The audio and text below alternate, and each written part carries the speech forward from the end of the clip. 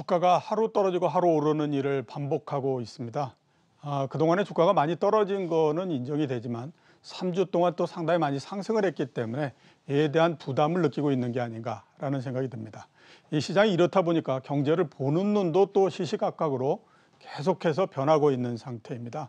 IMF가 올해 세계 경제가 마이너스 3% 둔화될 거다라고 전망을 했던 것도 그중 하나가 아닌가라는 생각이 드는데요. 경제에 대해서 알아보는 시간을 갖도록 하겠습니다. 최영호 현대경제연구원 고문, 김강석 한국경제산업연구원 경제연구실장 나오셨습니다. 오늘은 안녕하십니까. 반갑습니다. 네. 제가 깜빡했네요. 예, 오늘은 실장님께 먼저 여쭤봐야 될 것 같습니다. 감사합니다. 말씀드렸던 것처럼 네. IMF에서 그 보고서가 나왔습니다. 네. 마이너스 3% 세계 경제 성장 예상을 했고요. 내년에는 굉장히 또 V자 형태로 좋아질 거라는 예상을 했는데 네. 이 예상에 대해서 지금 보면 점수를 그렇게 많이 주고 있지는 않는 상태입니다. 네. 예를 들어서 마틴 울프 파이낸셜 타임즈 칼럼니스트가 네. 너무 낙관적으로 보는 거 아니냐 이런 얘기도 했거든요. 네. 자, 실장님은 어떻게 보십니까? 이거에 대해서 일단 정리를 하고 좀 의견을 말씀해 주시죠. 일단 몇 가지 포인트, 아마 IMF 보고서만 가지고 말씀드려도 1시간이 부족할 것 같습니다만 어쨌든 몇 가지 포인트를 말씀드리면 대공황 이후의 최악의 경제 성장률 전망치다. 이 얘기는 1930년대를 경험한 시청자 여러분들이 거의 안 계실 겁니다. 그렇죠. 1930년을 경험하셨을지라도 거의 이제 10세 미만의 경험인 거니까. 그때 태어나셨어도 지금 90세니까. 그러니까 1930년을 경험하신 분이 거의 안 계신 건데 아무도 경험해보지 못했던 경제 성장률 전망치다. 그건 이제 충격이라는 거죠.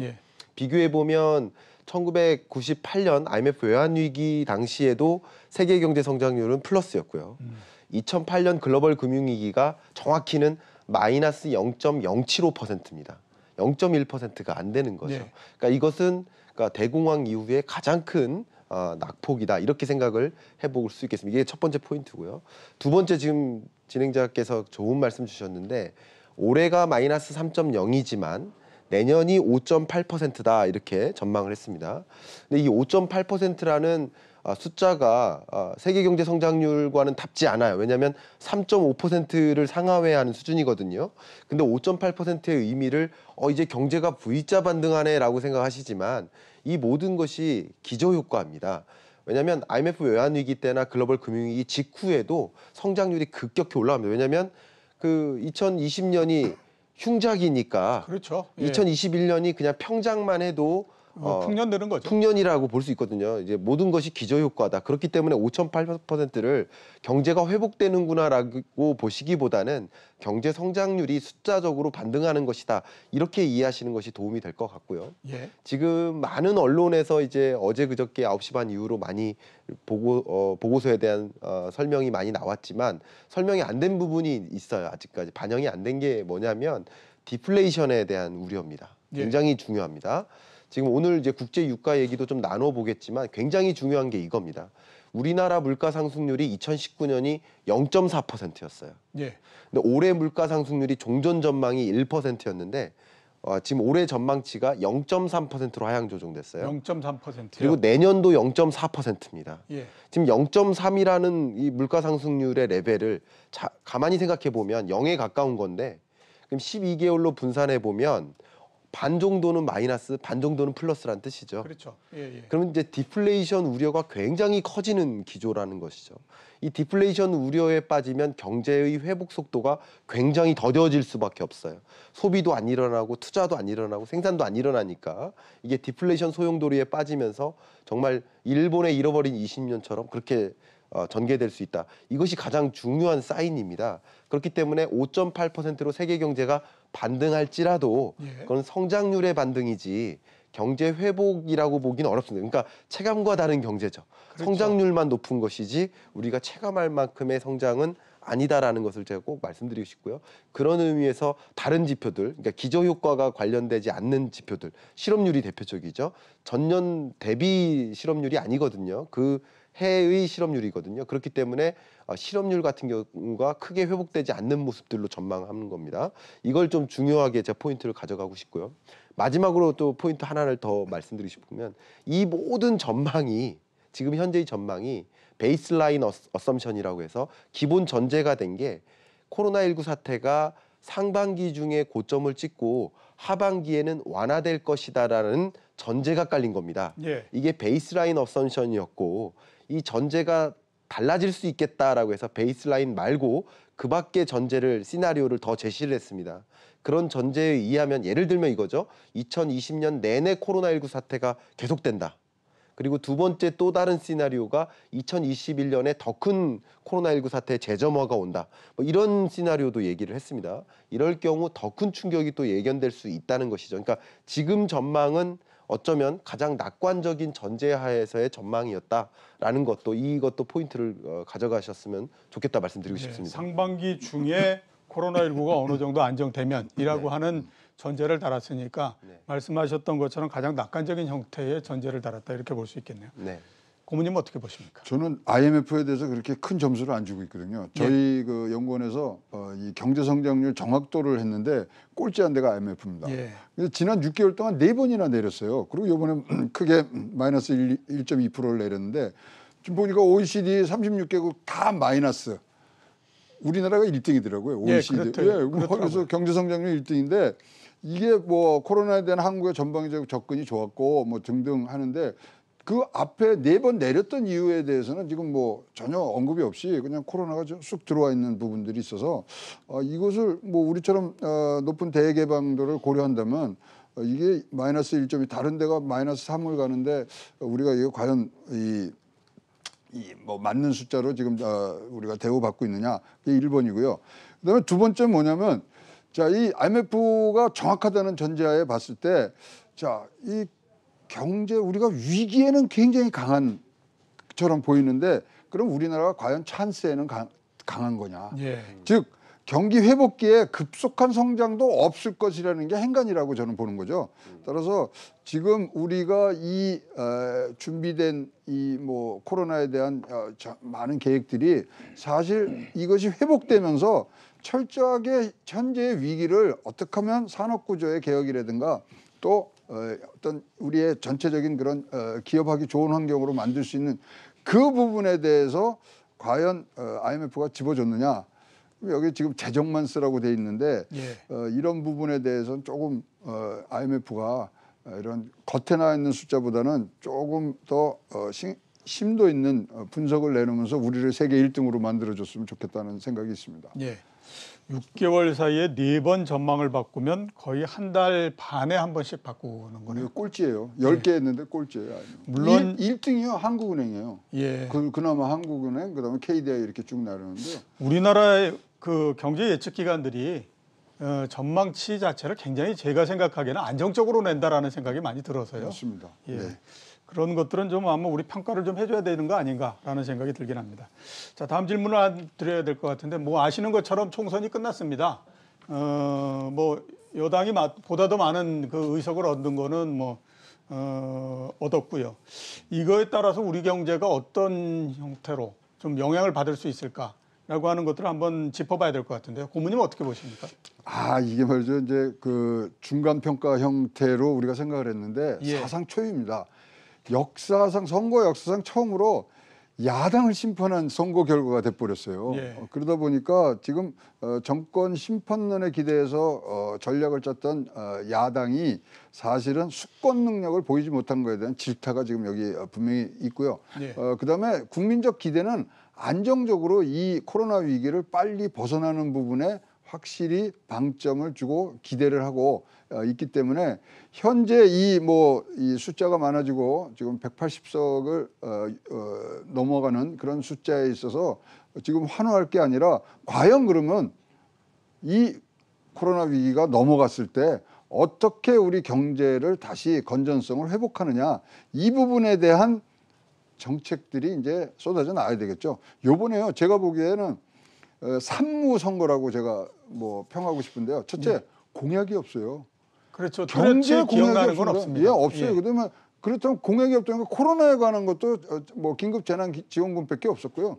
그다음에 사실은 압승 요인이 하나도 없었거든요. 예. 정치적으로도 그러다 보니까 코로나가 지금 사실 뭐 경제 성장률이 뒤처지는 부분에 대해서 면책권을 준 거 아니냐. 저는 그런 생각을 지금 뭐 떨쳐버릴 수가 없습니다.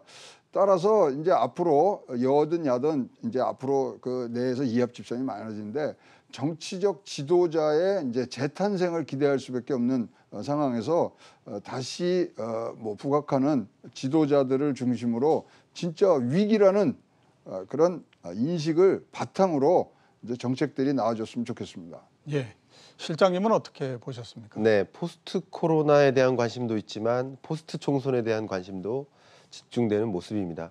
어쨌든 그 변화라고 한다면 이제 여가 이제 더 커졌기 때문에 예. 상대적으로 긍정적으로만 보자면 지금 정부가 적극적으로 스피디하게 이루고자 하는 그런 정책들을 조금 더 추진력 있게 가져갈 수는 있겠구나 하는 긍정적인 면은 있다고 볼 수 있습니다. 뭐 긍정과 부정이 모두 있겠지만 예를 들면 좀 2차 추경 그리고 2차 추경이 또 신속하게 진행이 돼야 3차 추경에 대한 논의가 또 얘기가 될 수 있는데 이런 것들이 시의적절하게 경제 충격이 있을 때 뭔가 보완책이 될 만한 재정 정책의 투여 이런 것들이 좀 신속하게 진행될 수 있겠다라는 이런 긍정적인 모습은 있는 것이고요.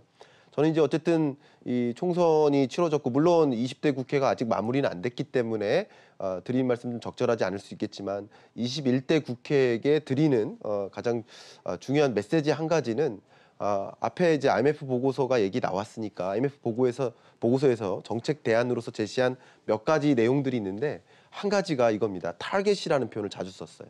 그러니까 재정 정책을 적극적으로 단행하는데 신흥국들은 물론이거니와 선진국들이 정말 경기 부양책들을 다 동원했다고 표현을 썼어요. 그랬는데 지금은 이제 걱정되는 게 재정 건전성이거든요. 예산을 다 써가지고 지금 재정 정책을 다 펼쳐 나가고 있는데 이게 타겟이 정확하지 않으면 말 그대로 코로나19에 따른 경제적 충격이 입은 그런 산업이라든가 그런 특정 계층을 복구하는 능력이 없으면 그냥 재정 낭비에 불과하고 경제의 복원력이 더뎌질 수 있다라는 것을 제안을 했습니다. 이번 IMF가. 예. 그렇기 때문에 그런 것을 이제 빗대서 말씀을 드리면 재정 정책을 말 그대로 그냥 마구 다 푸는 그런 컨셉이 아니라 말 그대로 경제적 충격이 있는 그런 산업 영역을 적극적으로 집중적으로 이 복원할 수 있는 그런 방향으로의 어떤 정책들이 필요하지 않을까 이런 걸 말씀드리고 싶고요. 두 번째, 이 코로나19 사태로 불거진 가장 큰 경제적 충격 한 가지가 아마도 글로벌 밸류체인의 붕괴입니다. 그렇겠죠. 그럼 글로벌 밸류체인의 일부 공급 어떤 생산 공정이 세계 여러 국에 있다. 중국이나 미국이나 다양한 나라에 있겠지만 지금 주요국들의 공정 자체가 마비되면 우리나라의 생산도 차질이 있기 때문에 국내 여러 기업들을 리쇼링해야 될 필요성이 있습니다. 리쇼링을 적극적으로 추진해온 것도 맞아요, 지금까지.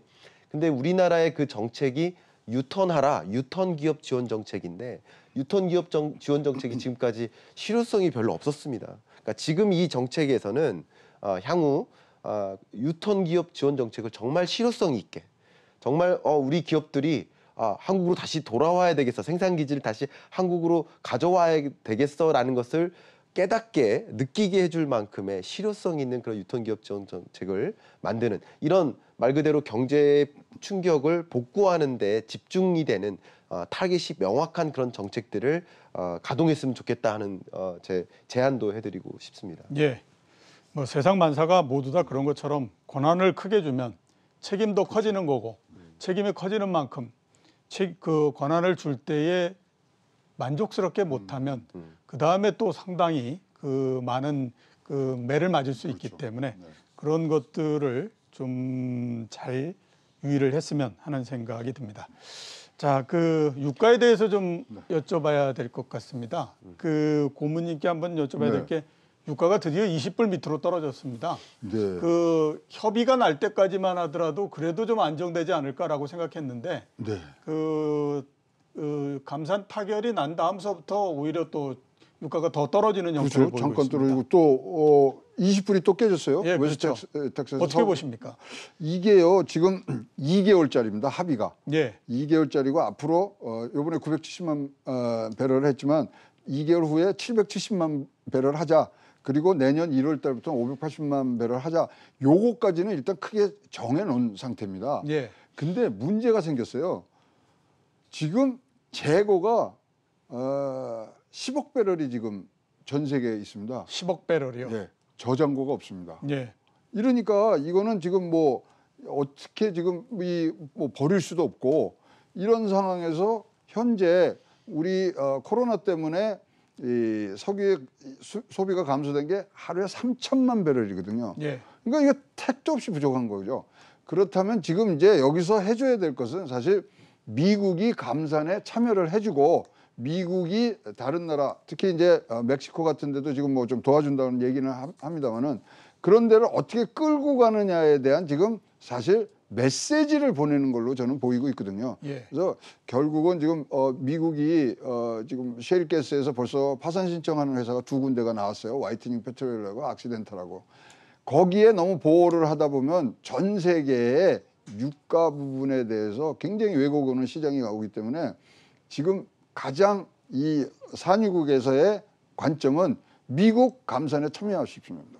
거기에 대한 트럼프의 결단이 있어야 될 것 같은데 사실 유가가 뭐 지금 굉장히 낮은 상태로 가면 선거에는 굉장히 유리하거든요. 그렇겠죠. 예, 예. 예. 그런 부분까지 지금 정무적으로 보면서 뭐 사실 유가가 올라줘야 되는데 이것이 안 올라오고 있고 그러다 보니까 정제 마진은 4불 밑으로 와서 우리 뭐 이 석유화학 업계 굉장히 지금 어려움을 겪고 있고 하여튼 유가는 높아도 안 되지만 낮아도 안 되는 적정한 부분들이 꼭 와줬으면 하는 그리고 빨리 이것이 안정이 돼야지 코로나19에 의한 경제 회복에도 힘을 준다고 생각을 합니다. 실장님은 어떻게 보십니까? 네, 앞에 제가 IMF 경제전망 보고서에 대해서 말씀드릴 때 디플레이션 우려에 대해서 잠깐 말씀드렸습니다.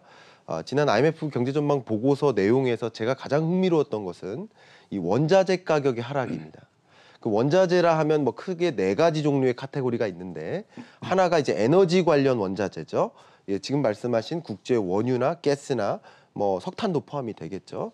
그다음 두 번째가 이제 금속입니다. 뭐 아연, 구리, 납 이런 금속. 그리고 이제 광물이 있겠고 마지막으로 농산물이 있습니다. 대두라든가 뭐 윗 같은 게 밀이라든가 이런 것들이죠. 근데 재밌게도 브렌트유의 하락률이 가장 높아요. 마이너스 60%의 충격이 있을 것이라고 전망을 했습니다. 브렌트유가. 그리고 증가율, 가격이 상승하는 유일한 품목이 있었는데 그게 아라비아 커피였습니다. 예. 이거는 왜 그럴까를 이제 생각해 보니까 노동 공급이 부족해짐에 따라서 수요는 이게 필수재적 성격이 있기 때문에 수요가 크게 줄지는 않는데 상대적으로 공급이 줄어들면서 가격이 올라가는 게 아닌가. 그러니까 커피를 제외한 모든 원자재 가격이 하락하는 추세로 전개되고 있다. 이건 수요 부진인데요. 원유를 중심으로 지금부터 말씀드려 보면 차이니스 뉴 이어 그 설날을 기점으로 해서 평년에는 중국의 오일 비축량이 크게 줄어듭니다. 이제 가동률이 높아지면서 열심히 일을 하면서 그죠? 그러면서 비축량이 줄어들고 원유 수요가 늘어난다는 뜻이 되겠죠. 예. 2020년에는 설날을 기점으로 오히려 오일 스탁이 늘어납니다. 그러니까 공장 가동이 제대로 안 일어나기 그렇죠. 때문에 예. 그러니까 남아 도는 거죠, 재고가. 그러니까 원유 수요가 부족하다.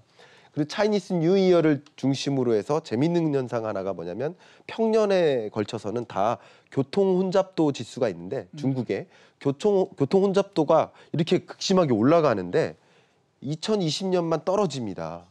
이 이유는 말 그대로 코로나19. 그렇죠. 코로나19의 영향인 거죠. 이런 것처럼 여러 원유에 대한 수요가 크게 줄면서 원유 가격이 크게는 마이너스 60% 이렇게 하락하는 것으로 이렇게 전망하고 있습니다. 이런 것들이 소비자 물가에 영향을 주고 말 그대로 제조 물가나 전반에 걸친 물가 하락으로 이어집니다.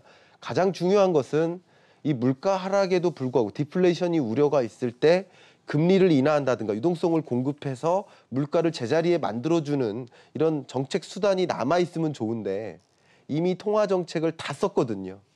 다 쓴 상태에서 저물가 현상이 일어나면 이제 이것을 돌이킬 수 있는 수단 자체가 없는 거예요. 그렇죠. 다시 예. 수요가 발생하길 기다려야 되는 거예요. 이런 것들이 가장 걱정되는 대목인 거죠. 예. 그렇기 때문에 2021년에도 성장률은 높아지지만 말 그대로의 경제의 회복, 이것은 굉장히 기대하기가 어려운 상황이다라는 것을 말씀드리고 싶네요. 네. 이번 감산 합의를 보면서 제 개인적으로 느꼈던 건 나흘이 걸리지 않았습니까? 그렇습니다. 나흘이 걸린 가장 큰 이유는 멕시코가 네. 40만 배럴 못 받겠다라고 해서 그랬는데 옛날 같았으면 미국이 얼마든지 이런 것을 제압할 수 있었을 텐데 네. 아마 그 이제 국제 공조가 참 옛날만큼 쉽지 않은 것 같다라는 생각이 좀 많이 듭니다. 멕시코는요 그럴 수밖에 없는데 하시안다 해치를 해놨잖아요. 예. 그렇기 때문에 지금 풋옵션 걸어놓은 게 있어서 이거 자기네들이 자기가 정해놓은 가격에 팔 수 있거든요. 예. 그럼 한 7조 정도 손해봐요. 예. 그러니까 뭐래도 얻어내려고 해서 그러니까 35만 배럴 하라 그러니까 미국이 그럼 들어오면 하겠다 그래서 미국이 25만 배럴 그럼 자기네들이 맞춰주겠다. 10만 예. 배럴만 해라. 그렇게 해서 된 거예요. 뭐 지금 멕시코가 좀 이걸로 재미를 많이 봤거든요. 네. 10년째 재미를 많이 봐서 멕시코는 그런 또 이 속내가 있었습니다. 예. 보통의 경우에는 경제가 괜찮을 때, 견조하게 진행될 때는 감산 합의 도출 가능성이 좀 높아져요, 상대적으로. 근데 이렇게 경제 충격일 때는 이 석유라든가 원자재가 GDP의 상당한 비중을 차지하기 때문에 그게 유지되어야만 먹고 살기 때문에 소위 그리고 나라가 운영되기 때문에 감산 합의에 도출되기가 굉장히 어려운 여건인 거죠. 그러니까 누가 뭐 정치적으로 공격을 하더라도 그걸 수용할 만한 여건이 아닌 거죠. 그렇게 그렇죠. 해석해 볼 예, 수도 예. 있겠다 생각합니다. 예. 자, 그 원자재는 이 정도 걸 하고요. 그 다음에 이제 중국하고 미국 경제에 대해서 좀 알아보도록 하겠습니다. 고문님께 먼저 여쭤봐야 될 것 같은데, 이제 그 중국 GDP 그러니까 네. 성장률 나오지 않습니까? 내일 3월 달, 나오죠. 예, 네. 내일이죠. 그 다음에 3월 달 수출 지표도 나왔고 했는데, 일단 뭐 이렇게 나오는 것들이 코로나19의 영향이 얼만큼 되는가 하는 것들을 특히 중국 경제 측면에서 우리가 한번 볼 수 있기 때문에 한번 전망을 좀 해주시고 설명을 이제 좀 해주시죠. 수출 수입이 시장 전망치보다 굉장히 좋았어요. 예. 마이너스 15 간다 그랬는데 뭐 6.6%밖에 수출이 안 떨어졌고 예. 수입도 그런데 자 중국에 관한 코로나에 관해서 어떤 분기점은요 양해입니다. 지금 양해에 대한 지금 가능성들을 굉장히 많이 하는데요. 왜 양해가 중요하면 죄송합니다. 중국이 코로나 공식 선언을 양해해서 하고 싶은 거예요. 예. 그래서 지금 현재 4월 27일 날 거기도 고등학교 3학년이 이제 개학을 하고요. 중학교 3학년은 5월 11일 날 합니다.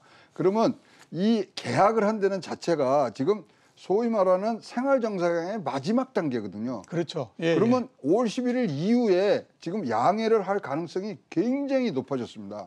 거기서 시진핑 주석은 공식 종료를 선언하고 이것이 자기들이 원하는 소위 말하는 중국식 사회주의가 다른 자본주의나 민주주의보다 훨씬 좋다는 것을 대내에 알리려고 하는 지금 생각을 갖고 있기 때문에 이 부분에 맞춰서 모든 걸 지금 진행해 나가고 있다고 저는 보여지거든요. 그러다면 양해를까지 간다 그러면 양해에서 공식 선언을 하면 이건 사실 경기 부양책보다 훨씬 더 효과는 크거든요. 예.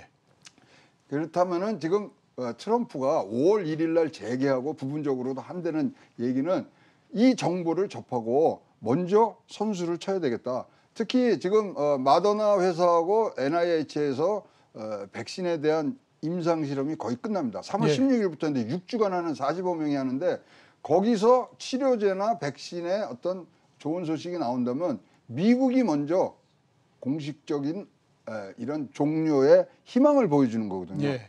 그래서 보이지 않는 지금 싸움이 시간적 싸움이 굉장히 있고요. 그러면 이제 내일 정도에 나올 중국의 GDP 아무런 의미 없습니다. 왜냐하면 지금 마이너스 10%까지 하는데 그거는 전년 대비나 전월 동기거든요. 지금은 소비, 생산, 투자가 올 스톱돼 있는 상태에서 지난달에 지난 작년에 거와 비교하는 거는 아무가 의미가 없고요. 지금 바라보셔야 될 거는 양해에서 어떤 메시지를 전할 것인가가 중국, 그다음에 5월 1일 날 어디를 재개하느냐의 미국, 요 두 가지 포인트는 굉장히 잘 갖고 계셔야 됩니다. 일단 현재까지는 중국이 좀 유리하네요. 그렇죠. 코로나19 확산이나 이런 것들은 미국은 여전히 계속되고 있기 때문에. 미국도 공식적으로 4월 4일, 4월 6일에서 뉴욕, 뉴저지는 정점을 찍었다 했고요. 예. 4월 14일 날 캘리포니아 정점 찍었다고 얘기했습니다. 예. 4월 19일 날 펜실바니아 정점을 찍으면 주요 지역들은 정점을 찍고 내려오는 모습을 지금 연출을 하고 있는 거거든요. 예. 따라서 지금 요 보이지 않는 무역 전쟁을 뛰어넘는 바이오와 세계의 경제 코로나 이후에 선제적인 그 뭐 모습을 갖고 가려는 양국의 싸움 굉장히 치열합니다. 예. 자, 실장님께는 양국의 싸움 중에 또 다른 한쪽입니다. 네. 미국인데요. 네네. 3월 산업 생산이 나왔는데 2차 세계 대전 이후 최대 하락이라고 네. 얘기를 합니다. 네. 그다음에 또 소매 판매도 나왔고 했는데 네. 이런 지표를 보고 미국 경제 어떻게 보셨습니까? 네. 뭐 예상했던 수준이라고도 볼 수도 있을 것 같아요. 이제 왜냐하면 여러 차례 말씀을 드렸지만 이번 코로나19 사태에 따른 이 경제 위기는 실물 위기다, 실물 경제 위기다 이렇게 정리할 수 있지 않겠습니까? 그런 관점에서 실물 경제 충격을 보여주는 여러 지표들이 이제 속속들이 발표되기 시작하는 거라고 볼 수 있겠습니다. 예. 근데 지금 일단 산업 생산이 마이너스 5.4%입니다. 그리고 산업 생산 중에 제조업만 구분했을 때 여긴 자동차가 포함되겠죠. 이 제조업의 경우에는 6.3%의 감소입니다. 예. 이 중에서 자동차가 마이너스 28%입니다. 그러니까 굉장한 셧다운이 진행되고 있구나. 공장의 셧다운 자체가 이렇게 충격적이구나. 1946년 이후로 말 그대로 가장 큰 감소폭이었다. 이렇게 볼 수 있고요. 지금 공장 가동률이 70.2%입니다. 예. 그러니까 근래 들어 가장 낮은 수준이에요. 그럼 앞으로는 공장 가동률이 어떻게 전개될까 이런 것들을 그림을 그려보시면 실물 경제 충격이 2분기에 집중되겠구나라는 것을 볼 수 있고 IMF 전망도 2분기에 그 충격이 집중될 것으로 일단 전망을 했던 겁니다. 그렇기 때문에 이런 실물 경제 지표들이 3월 말고 4월 달 지표가 나오거나 5월 달 지표가 나올 때쯤이면 더 큰 충격을 우리가 바라보실 수 있을 것이다. 이제 어느 정도 우리가 준비를 하고 이 네. 숫자들을 마주해야 되지 않을까 이런 생각을 또 해보고요. 다음 이제 소매 판매인데요. 소비라는 것은 미국의 입장에서 굉장히 중요하죠. 미국 GDP의 약 70% 정도 차지하는 거죠. 그렇죠. 그러니까 예, 소비가 회복되면 미국 경제는 회복된 거고 소비가 침체되면 미국 경제는 침체된 거다. 이렇게 보셔도 되거든요. 근데 그 소비를 결정하는 선행 지표가 고용과 소득인데 고용과 소득이 굉장히 불안해지지 않았습니까? 그런 것 관점에서 이제 소매 판매가 위축될 것이라는 것을 어느 정도 예견해 볼 수 있었을 텐데 마이너스 8.7%입니다. 마이너스 8.7%라는 소매 판매액 증감률은 1992년 이후로 최저치입니다. 그러니까 이런 실물 경제 충격을 보여주는 숫자들이 하나하나 등장하는데 이건 비록 3월 달 지표인 거고요. 4월을 보여주는 지표들이 나오면 또 다른 예상하지 못한 수준의 더 큰 하락 이런 것들을 우리가 기대라는 표현 좀 그렇지만 예상해 볼 수 있겠다 이렇게 말씀드리고 싶습니다. 예, 당분간 몇 달 동안은 아무튼 신기록 갱신 계속한다 이렇게 네. 이제 정리를 해볼 수 있을 것 같아요. 계속 언제와 비교, 2008년과 비교하고 1992년과 비교하고 1930년과 자꾸 비교하고 계속 그 비교하는 시점이 예, 앞당겨지죠. 그만큼 굉장히 큰 충격이 지금 기다리고 있다 이렇게 생각할 수 있겠습니다. 고문님께 마지막 질문을 드려야 될 것 같은데요. 한국은행이 증권사들한테 그 담보대출 할 거다라고 지금 그 얘기가 되고 있습니다. 이 사상 처음으로 아무튼 담보대출 되는 건데 이 부분은 어떻게 보고 계십니까? 이제 뭐 회사채 이제 담보로 해서 이제 하는 거기 때문에 예. 사실은 이제 특혜 시비부터 여러 가지 이제 부작용이 많이 나오고요. 이거는 국회와 정부의 동의를 의견 청취를 정부에서 하고 국회에서 일단은 협의와 합의 과정을 지켜야 되는데 이게 선거 끝나자마자 딱 내놨어요.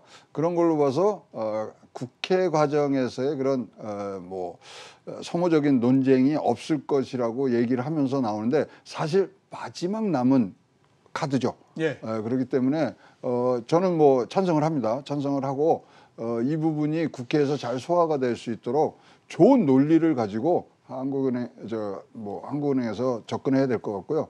그렇다면 20일 날 지금 임기들이 다 끝나신단 말이에요. 그렇죠. 지금 그분들도 조금 이제 새로 들어오시는 분들은 어떻게 될지 모르지만 그것까지 감안해서 좀 일찍 하시는 것 같아서 만약 한다 그러시면 꼭 성취를 하실 수 있도록 논리 개발을 조금 더 아주 세세히 하셨으면 좋겠습니다. 예, 논리 개발 진짜 맞는 얘기 아닌가라는 생각이 듭니다. 그러니까 우리 일반 그냥 제조업체의 회사채 이런 것들을 도와준다라고 하면 그건 뭐 특별히 더 논리를 개발할 필요가 없는데 금융회사는 또 입장이 다르기 다르죠. 때문에 네. 예, 이거를 아마 잘 좀 생각을 해야 되지 않나라는 생각이 듭니다. 자, 오늘 이렇게 나와주셔서 대단히 감사합니다. 감사합니다.